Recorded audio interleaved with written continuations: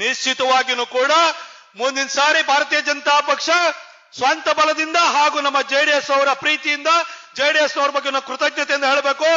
BJP ಮೊದಲನೇ ಹಂತದಲ್ಲಿ ನಡೆದಂತ 14 ಸ್ಥಾನಗಳ ಚುನಾವಣೆಯಲ್ಲಿ 12ರಲ್ಲಿ ಗೆದ್ದಿದ್ರೆ ಅದಕ್ಕೆ ಎಚ್ ಡಿ ದೇವೇಗೌಡರು ಮತ್ತು ಕುಮಾರಣ್ಣನ ದೊಡ್ಡ ಶ್ರಮ ಇದೆ, ಅವರ ಆಶೀರ್ವಾದ ಇದೆ.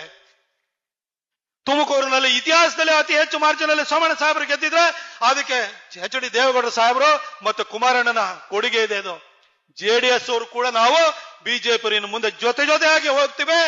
ಇನ್ನು ಕಾಂಗ್ರೆಸ್ ಧೂಳಿಪಟನ ಮಾಡಿ 2/3 ಮೆಜಾರಿಟಿಗಿಂತ ಜಾಸ್ತಿ ಅಂತರದಲ್ಲಿ ಮತ್ತೆ ಬಿಜೆಪಿ ಮತ್ತು ಜೆಡಿಎಸ್ ಸರ್ಕಾರ ಈ ರಾಜ್ಯದಲ್ಲಿ ಅಧಿಕಾರಕ್ಕೆ ಬರುತ್ತೆ.